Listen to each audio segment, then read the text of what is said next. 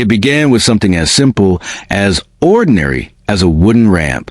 A few planks of lumber, laid carefully over concrete steps, meant to help a man who had given his legs to war enter and exit his own home with dignity. But within days of its construction, that ramp became the center of a storm of rules, resentment, and relentless harassment that spiraled into courtrooms, nightly news broadcasts, and eventually the halls of the state capitol. And it all began with one neighbor. Maplewood Heights was a kind of neighborhood that appeared in real estate brochures. Quiet, suburban, trim lawns, and pastel houses that seemed cloned from the same builder's blueprint. Located on the outskirts of Columbus, Ohio, Maplewood wasn't wealthy, but it was comfortable. The HOA, Maplewood Heights Community Association, prided itself on preserving property values. Its monthly newsletters brimmed with photos of community picnics, pool rules, and reminders about trash can storage. The people who lived there thought they were safe, ordinary, immune to the kinds of headlines that happened in bigger cities. That illusion shattered when Robert Bobby Jenkins, a 58-year-old Army veteran, moved into Maplewood in the spring of 2019. Bobby Jenkins was not the kind of man who boasted about his past. If you met him on the street, you'd notice the wheelchair first, the sturdy titanium frame, the Army decal fading along one wheel, the way his broad shoulders propelled him forward with strength honed from years of necessity. Bobby had served 2 tours in Afghanistan. In 2007, an IED blast shredded the convoy he was riding in. He survived, but both legs were amputated above the knee. What doctors once called a miracle of survival, Bobby often joked about more darkly. They saved everything but the legs. Life afterward wasn't easy. He endured surgeries, infections, phantom pains. His first marriage ended. He wrestled with depression. But through grit and the steady support of his second wife, Marlene, he rebuilt a life. They raised Marlene's 2 kids from a previous marriage, both now grown, and dreamed of a quiet retirement. When Bobby used his VA benefits to buy a modest ranch-style house in Maplewood Heights, he thought he was buying peace. He was wrong. The house at 113, Willow Bend Drive, looked ordinary from the outside. Beige siding, 2-car garage, a narrow porch with 3 steps leading up to the front door. For Bobby, those steps were an impossible barrier. On his first day in the house, Bobby nearly toppled trying to maneuver inside. The very next week, with help from friends at his local VFW, he built a simple wooden ramp. Sturdy, functional, nothing fancy. Just enough to give him access. To Bobby, it was freedom. To one neighbor, it was an abomination. Her name was Linda Calloway, 54 years old, a woman whose entire identity was tied up in her title, president of the Maplewood Heights HOA. Linda wasn't wealthy, though she liked to act as though she was. Her husband had left her years earlier. Her children were grown and distant. She filled her time with community committees, bake-offs, and, most of all, policing the neighborhood with a zeal that verged on obsession. To Linda, the HOA rules weren't guidelines. They were scripture, and one rule in particular loomed large in her mind. No alterations to the exterior structure without prior approval of the HOA board. The ramp, in her view, was a violation. Worse, it was visible from the street. The first letter arrived just 2 days after the ramp was built. Notice of violation. Unauthorized modification. Remove the unapproved ramp within 14 days, or face fines up to $250 per week. Bobby thought it had to be a mistake. He called Linda directly. "It's not a mistake," she said, voice sharp and cold. "That ramp is not in compliance with Maplewood Heights design standards. It lowers property values. You'll need to remove it." Bobby laughed at first. "Ma'am, I need that ramp. I don't exactly have the option of walking up those stairs." "That's not the HOA's concern," Linda snapped. "We have standards to uphold." And so it began. When Bobby refused to remove the ramp, the fines began. $250 a week, then $500. Notices plastered to his door, slipped into his mailbox, mailed certified to his wife. Neighbors started whispering. Some were sympathetic. Others avoided him, not wanting to get involved. Linda took it further. She began photographing Bobby's property at all hours, his recycling bins, his yard, even his mail. Once, Bobby caught her standing in the driveway, snapping pictures of his wheelchair van. "Lady, you need to leave," Bobby told her. "I'm documenting noncompliance," Linda said, her phone still raised. It was harassment, plain and simple. But Bobby, ever the soldier, tried to endure. The breaking point came one humid August evening. Bobby had rolled outside to check his mailbox. Linda appeared on the sidewalk, HOA binder clutched under one arm. She pointed at the ramp. "This is your final warning," she said loudly enough for neighbors to hear. "Remove it, or we'll pursue legal action." Bobby stared at her, fury and disbelief warring his eyes. "You think this ramp is about you?" he said, voice shaking. "You think it's about your damn binder? I bled for this country.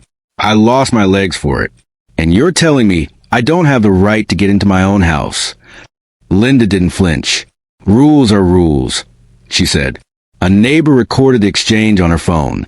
Within 24 hours, the video hit Facebook. Within a week, it hit the local news. The clip was short, just 40 seconds, but it was enough. The sight of a legless veteran being berated for building a wheelchair ramp ignited outrage. Headlines read, "HOA targets disabled veteran." Editorials thundered, "What kind of neighborhood punishes sacrifice?" Reporters camped outside Maplewood Heights. Protesters appeared with signs, "Let Bobby live." Linda, instead of backing down, doubled down. She gave interviews insisting she was only enforcing community standards. The more she spoke, the more the outrage grew. With pressure mounting, Bobby contacted a lawyer, Erica Shaw, a sharp disability rights attorney known for taking on tough cases. Erica argued that the HOA's fines violated both the Americans with Disabilities Act, ADA, and Ohio state accessibility laws. The ramp, she said, wasn't a luxury. It was a necessity. Linda countersued, claiming the ramp violated deed restrictions and that Bobby had signed a contract agreeing to HOA rules when he moved in. The battle moved to court. As the lawsuit played out, reporters began digging, and what they found shocked the neighborhood. Linda wasn't just targeting Bobby. Over the years, she had fined dozens of residents for minor infractions. Slightly tall grass, a shade of paint one tone off, a child's basketball hoop visible from the street. But Bobby's case was different because it intersected with disability rights. And buried in HOA records, journalists uncovered emails where Linda admitted the ramp makes the neighborhood look like a retirement home. The emails went public. Outrage turned into fury. Bobby, meanwhile, was struggling. The stress took a toll on his health. He began suffering chest pains. Marlene worried he'd relapse into the depression that had nearly claimed him after his injury. Linda, too, began to unravel. Once proud of her HOA title, she now found herself vilified. Protesters picketed her house. Her car was keyed. Neighbors whispered behind her back. But she refused to relent. "If I lose this fight," she told a friend, "I lose control of this neighborhood." To her, it wasn't about the ramp anymore. It was about power. Then came the twist no one expected. Court filings revealed that Linda had used HOA funds to pay her personal legal fees.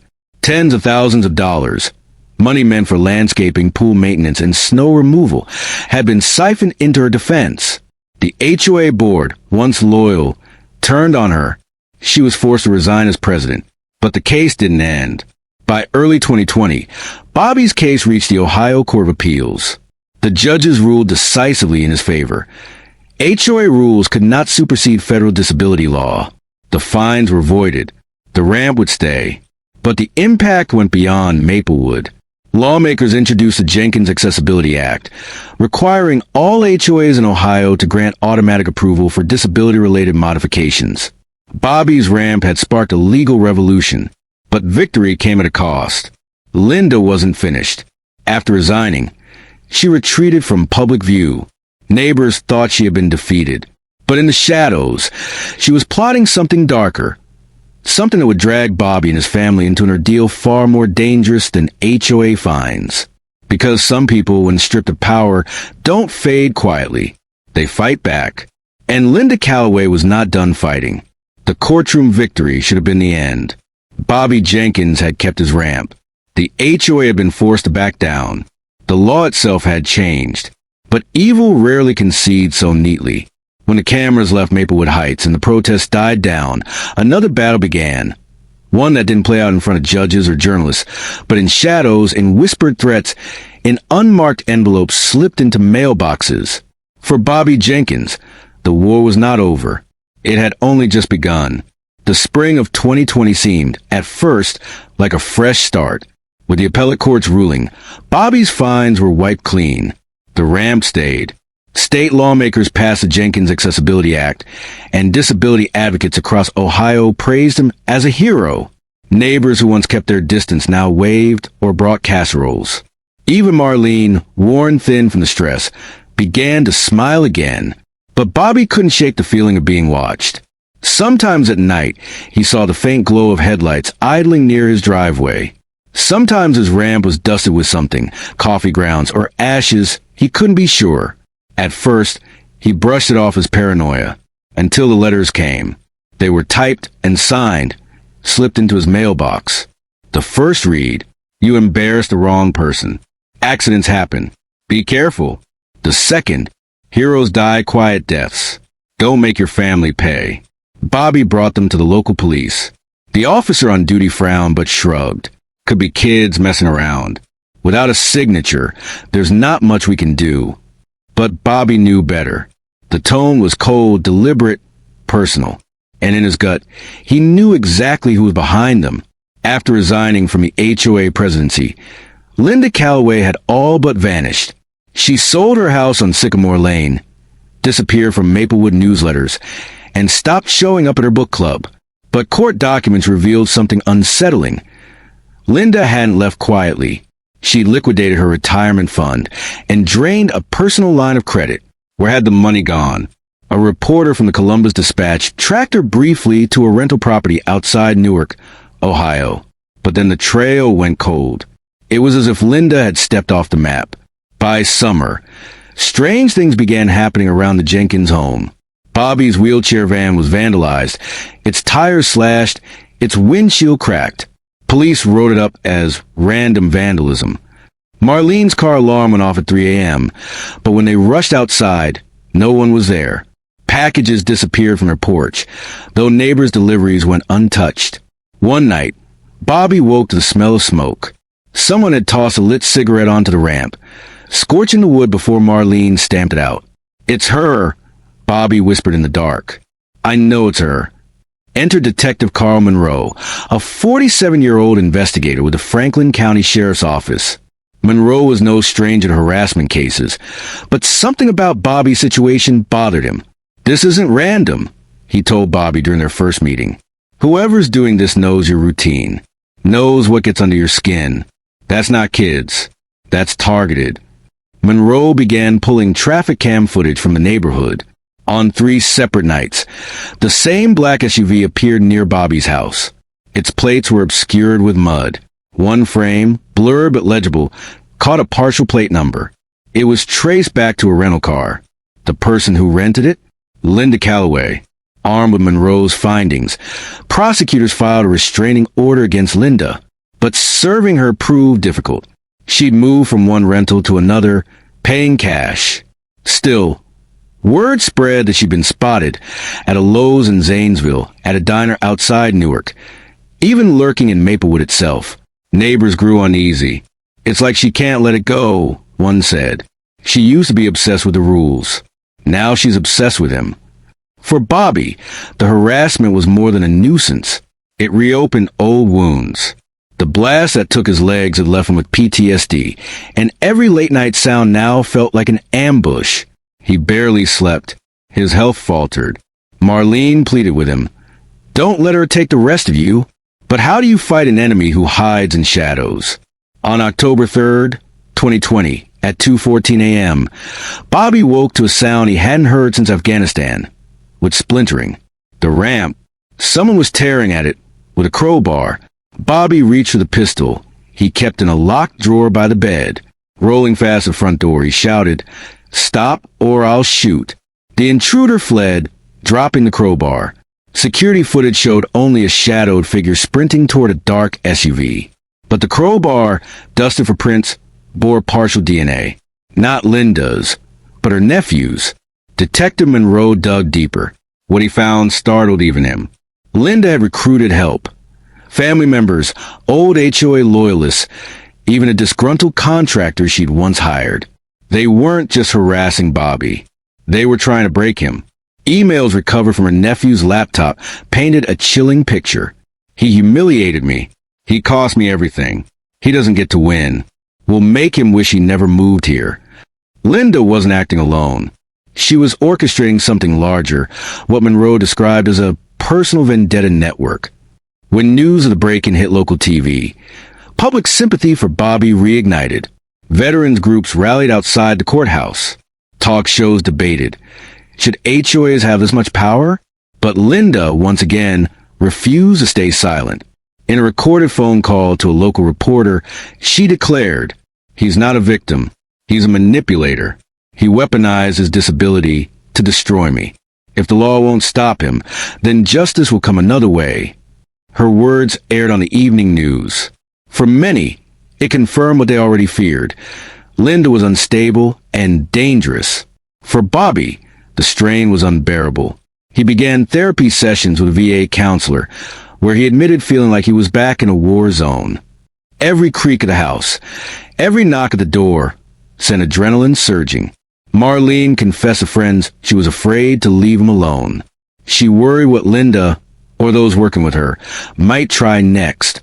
Detective Monroe urged them to install more cameras, upgrade locks, even consider moving. But Bobby refused. "This is my house," he said. "I fought for the right to live free in my country. I'm not about to be driven out of my home by a bitter woman with a binder." On January 14th, 2021, everything escalated. At 4:02 a.m., neighbors spotted flames licking at Bobby's garage. Fire crews arrived within minutes, saving the house but gutting the van inside. Arson investigators quickly determined the blaze was deliberate. Accelerant poured near the tires. Bobby was shaken, but alive. The ramp, charred but intact, stood like a symbol of defiance. Investigators found a gas can discarded nearby. Fingerprints? Smudged. DNA? Mixed. But surveillance from a gas station 2 miles away showed someone purchasing fuel at 3:27 a.m. The customer? Wearing a baseball cap, pulled low, but her posture, rigid, imperious, unmistakable. Linda. Prosecutors moved to indict Linda for arson, harassment, and conspiracy. But before the arrest warrant could be served, Linda vanished again. Neighbors claimed they saw a moving truck late at night. Detectives tracked her phone briefly to West Virginia. Then nothing. She was gone. And Bobby knew in his bones that she wasn't finished. 1 month later, Marlene checked the mailbox and found a small package addressed in neat block letters. For Bobby. Inside was a single object, a piece of wood, charred at the edges. Beneath it, a note. "The ramp was only the beginning. You can't hide from me. I will finish this." Detective Monroe stared at the evidence bag in silence. "This isn't harassment anymore," he finally said. "This is war." And for Bobby Jenkins, the man who had already survived one war overseas, another was about to erupt right on his doorstep. For most people in Maplewood Heights, the fire should have been the finale, a dramatic climax, a villain revealed, a veteran vindicated. But Linda Calloway wasn't like most people. She had lost her home, her presidency, her money, and her reputation. And yet, what she wanted most had slipped further out of reach. Control. When control became impossible, obsession took its place. An obsession, in Linda's hands, was a weapon sharper than any blade. The charred piece of wood was more than a threat. It was a promise. Detective Carl Monroe, standing in Bobby's kitchen as the family huddled nearby, lay it flat inside an evidence bag. "She's taunting you," Monroe said. "She wants you rattled, and she wants us to know she's not gone." But Bobby wasn't rattled. He was furious. "If she wanted war," he growled, "she picked the wrong soldier." What Bobby didn't know, what none of them knew, was that Linda was already moving her pieces into place. 3 weeks later, Linda resurfaced. She was spotted on a grainy security camera at a storage unit outside Charleston, West Virginia. Investigators later learned she'd been living under her sister's name, renting the unit in cash. Inside were notebooks filled with meticulous details. Bobby's routines, his therapy appointments, Marlene's work schedule, even the names of Bobby's grandchildren. On one page, written in block letters, was a chilling phrase. Every soldier has a breaking point. I will find his. On March 19th, 2021, Bobby was rolling down his ramp to meet a neighbor when a rock the size of a softball came hurtling from across the street. It smashed into his wheelchair spokes, sending him sprawling onto the pavement. The neighbor ran to help, catching only a glimpse of a figure ducking behind a parked car. A figure in a hoodie, thin frame, moving fast. Bobby suffered bruises and a sprained shoulder, but the attack shook him. For the first time, he admitted to Marlene, "She won't stop until I'm in the ground." With arson, interstate movement, and now physical assault, the case drew federal attention. The Department of Justice's Civil Rights Division stepped in, framing Linda's actions not just as harassment, but as a hate-driven campaign against a disabled veteran. Assistant U.S. Attorney Denise Carver took the case. What began as an HOA dispute has crossed into domestic terrorism, she said at a press conference. The press latched onto the phrase. Suddenly, Bobby's story was national again. But Linda was watching too. And for her, the stakes had only risen. During the federal inquiry, investigators discovered something startling. Someone inside Maplewood Heights was feeding Linda information. Phone records traced to a burner cell showed repeated calls between Linda and George Whitman, the HOA's former treasurer. George had once backed Linda on every fine, every citation. After she fell, he lost influence too. When interrogated, George cracked. She said it was about restoring order, he confessed. She said Bobby was a threat to everything we built. But George insisted he never touched Bobby's property. I just pass along schedules. I didn't know she'd take it this far. By April, Linda's writings revealed her dissent. Investigators recovered a second notebook from her storage unit. Page after page described Bobby in dehumanizing terms. Parasite faker, stain on the neighborhood. But interspersed were rambling justifications. How her life had collapsed because of him. How she was a guardian of standards. How God had chosen her to deliver judgment. To Monroe, it was clear. Linda wasn't just obsessed. She was delusional. And delusion made her unpredictable. On May 12, 2021, a thunderstorm rolled through Columbus. Rain lashed the streets. Winds toppled branches and power flickered. At 1:43 a.m., a security camera at Bobby's front door captured a shadowy figure creeping up the ramp with what appeared to be a jerry can. The figure froze when a motion light clicked on, then bolted into the night. The footage, blurred by rain, wasn't enough for an arrest. But Marlene woke the next morning to find something chilling at the base of the ramp. A single match, unlit, wrapped in plastic to keep it dry. Federal marshals doubled patrols around the Jenkins home. Neighbors volunteered shifts to watch the street. Still, Linda adapted. She began targeting Bobby's allies. Erica Shaw, the attorney who had won his case, reported slashed tires. A veterans advocate who organized a rally found her office vandalized with spray paint. Traitor. Even Detective Monroe wasn't spared. One morning, he found his mailbox stuffed with photographs of his teenage daughter walking home from school. "She's expanding the battlefield," Monroe said grimly. "This isn't just about you anymore, Bobby. It's about anyone who stands with you." On July 7th, 2021, the war turned deadly. At 11:58 p.m., George Whitman, the former HOA treasurer turned informant, was found dead in his car, slumped over the wheel with a gunshot wound to the chest. The weapon was never recovered. Investigators later discovered an email draft on George's laptop, unsent but chilling. "Linda, I can't do this anymore. The feds are closing in. I'm done." The coroner ruled it homicide, and though no charges were filed, everyone knew who was responsible. Linda had silenced her mole. After George's death, Bobby reached a crossroads. "I've fought battles overseas, but this is worse," he told Monroe. "At least in war, you know who the enemy is. Here, she could be anywhere, anyone." He considered moving. Marlene begged him to, But every time he looked at the ramp, the simple structure that had started it all, he shook his head. If I run now, she wins. And if she wins, what was the point of any of it?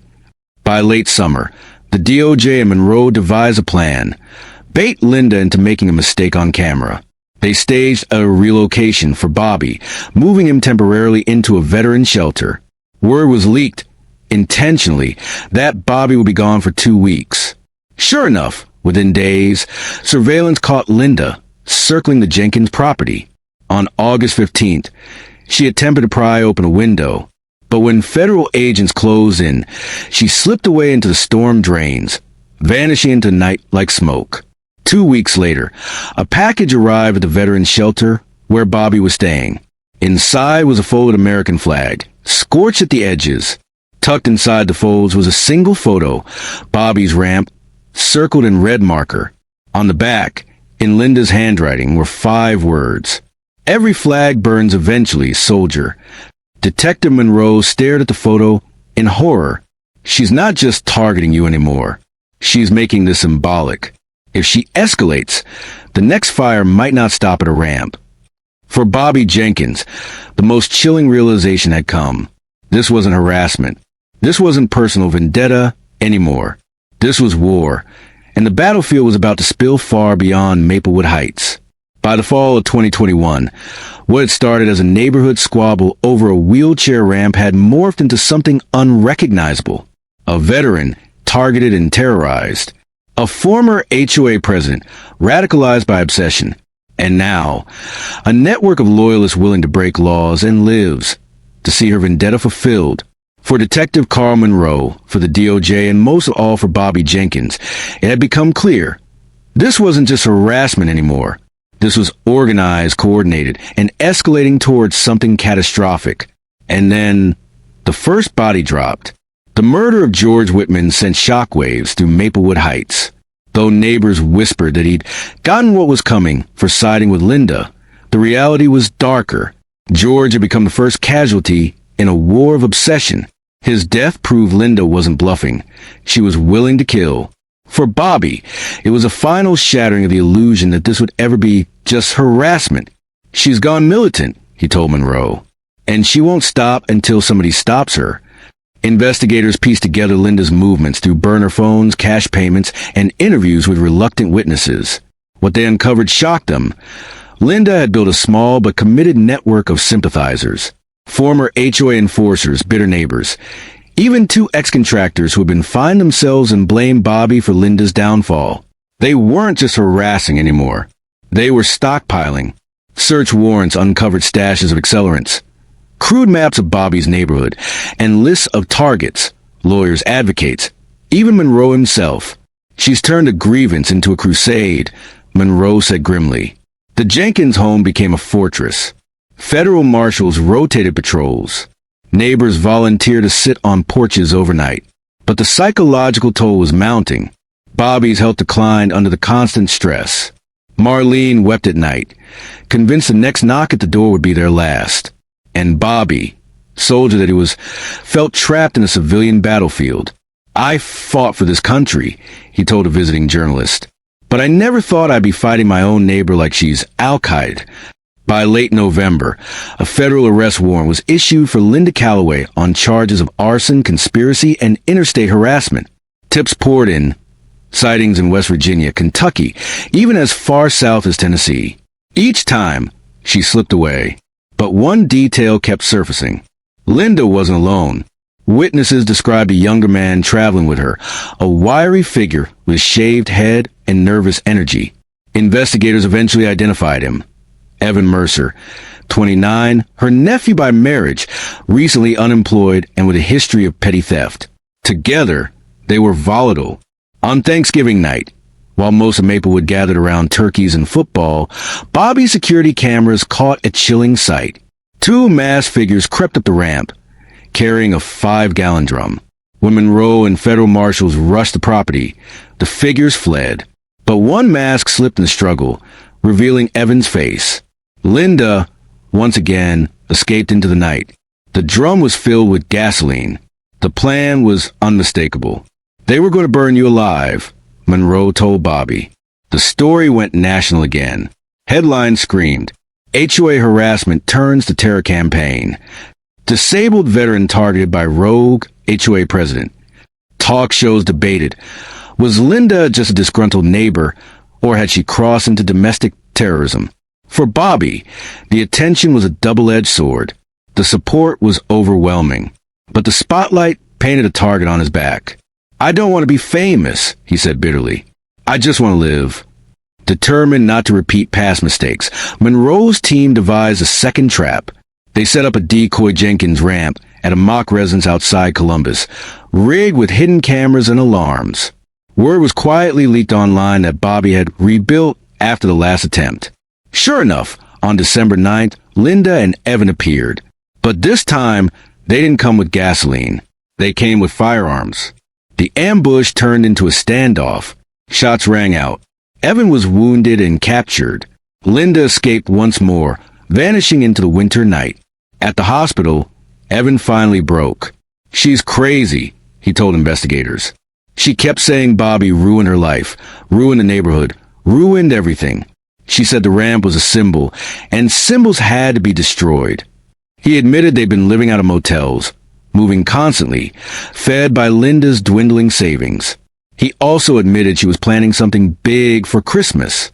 She said it would be the last fire, the one everybody would remember. December 23rd, 2021.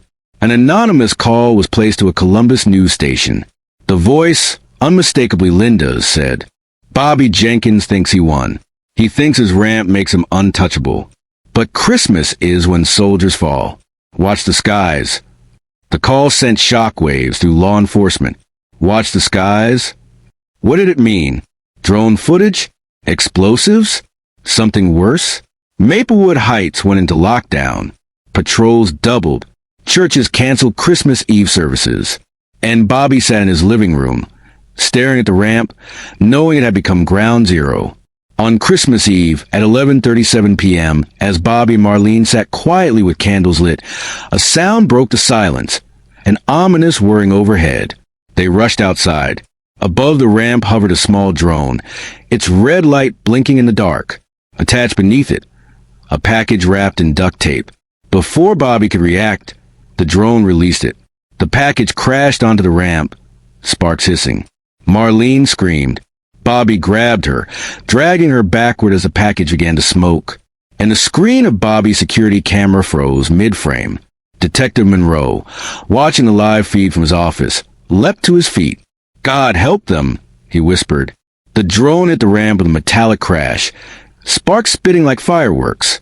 For Bobby Jenkins, time slowed, the war zone rushing back in an instant. This wasn't Afghanistan. This wasn't a battlefield in Kandahar. This was home. And once again, someone wanted him dead. The package clattered, smoked, then fizzled. Neighbors poured out onto porches as sirens wailed. Federal marshals swarmed the Jenkins driveway, shouting for cover. The bomb squad moved in, confirming what Bobby had already feared. It wasn't just a scare tactic. Inside the duct tape package was a crude, incendiary device. If it had detonated, the ramp, and likely the entire front of the Jenkins home, would have gone up in flames. She's escalating to military-style tactics, Detective Monroe muttered. This isn't harassment anymore. This is domestic terrorism. News outlets exploded with the footage. Grainy video of the drone hovered over national broadcasts. HOA harassment case turns into drone terror plot. The public outcry was immediate.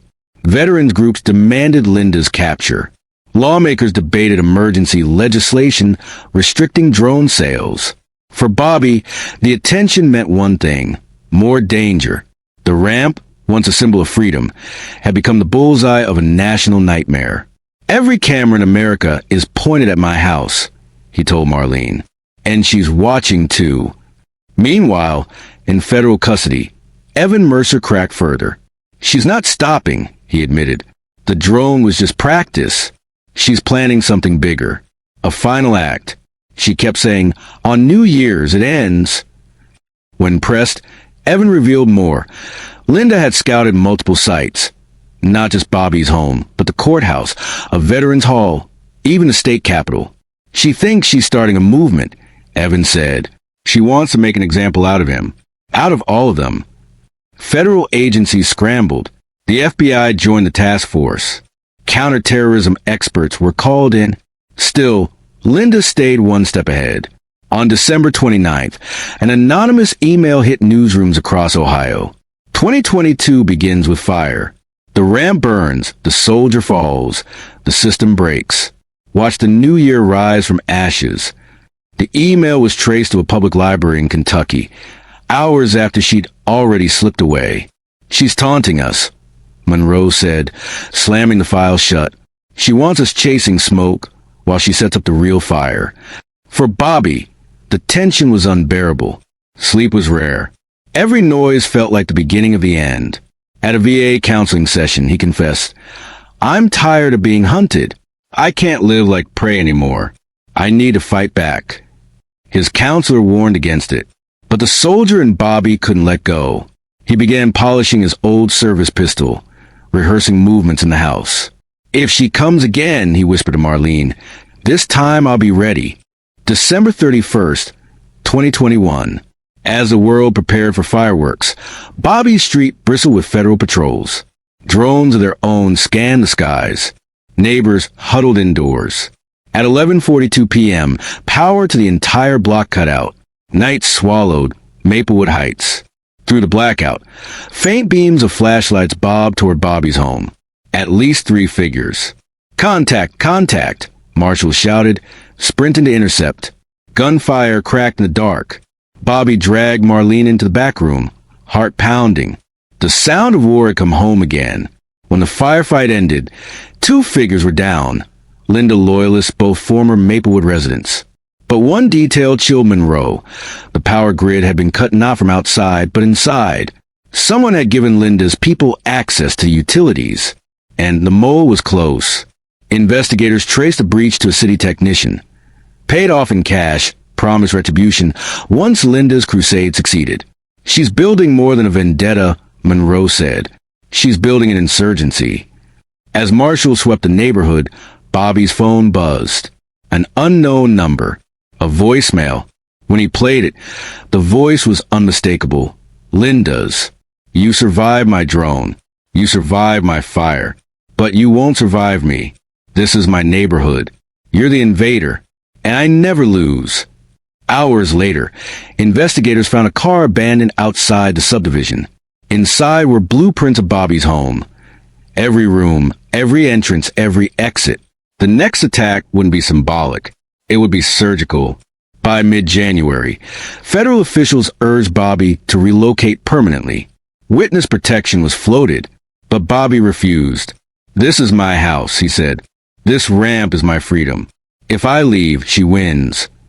Monroe knew then the only way to end it was to catch Linda, and the only way to catch her was to use Bobby as bait.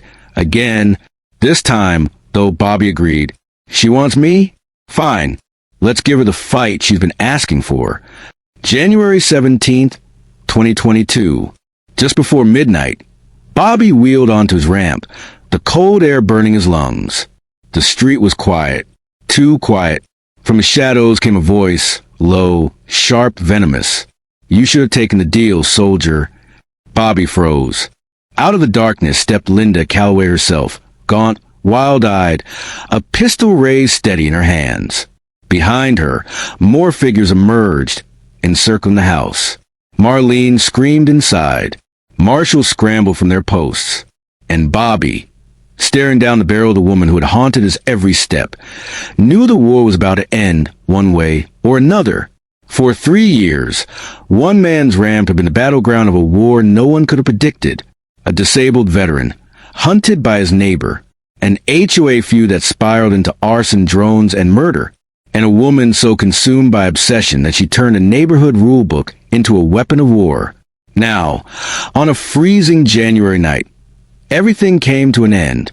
Bobby Jenkins sat on his ramp, cold air biting his face, staring down the barrel of Linda Calloway's pistol. "You ruined me," Linda hissed, voice trembling with fury. "You took my neighborhood, my title, my life. Tonight, I take yours." Behind her, 3 loyalists fanned out, rifles glinting in the moonlight. Marlene's scream echoed from inside the house. From the corner of the street, Monroe and federal marshals rushed into position, weapons raised. The standoff had begun. "Linda," Monroe's voice cut through the night. "It's over. Drop the weapon. Nobody needs to die here." But Linda only tightened her grip. Her eyes, wild, bloodshot, never left Bobby. "He doesn't deserve this house," she spat. "He doesn't deserve this street. He doesn't deserve legs, let alone sympathy." Bobby's jaw clenched. "You think this was ever about a ramp? No. This was about you needing power over people. And you lost." The words cut deeper than any bullet.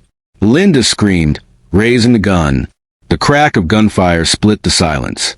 But it wasn't Linda's. One of her loyalists panicked, firing toward the marshals. Chaos erupted, bullets whizzing, flashbangs exploding, neighbors diving for cover.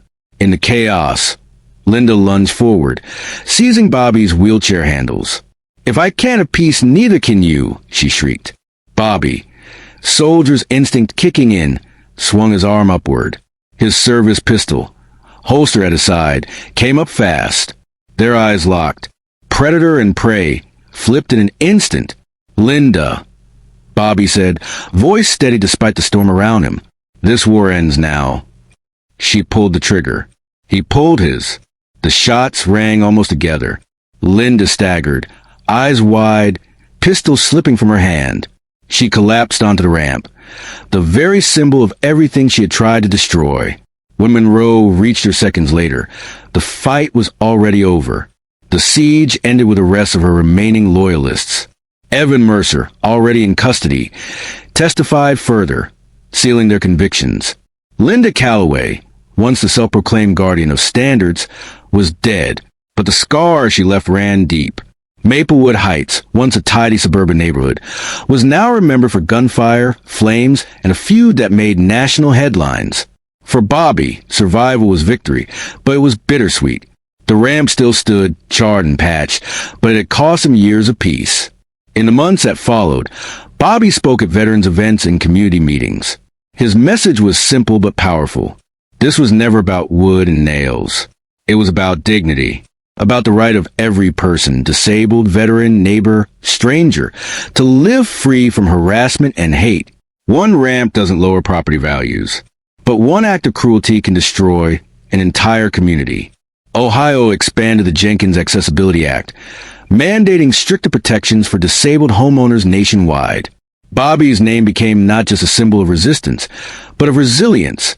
The war was over. Bobby had won, not just for himself, but for countless others who would never face what he had. But the question lingered, echoing long after the cameras left, long after the neighborhood rebuilt. How far can unchecked power and obsession go before it consumes not just one life, but a community, a law, even a nation? And deeper still, when faced with injustice, will we stand firm like Bobby, or will we stay silent until it's too late?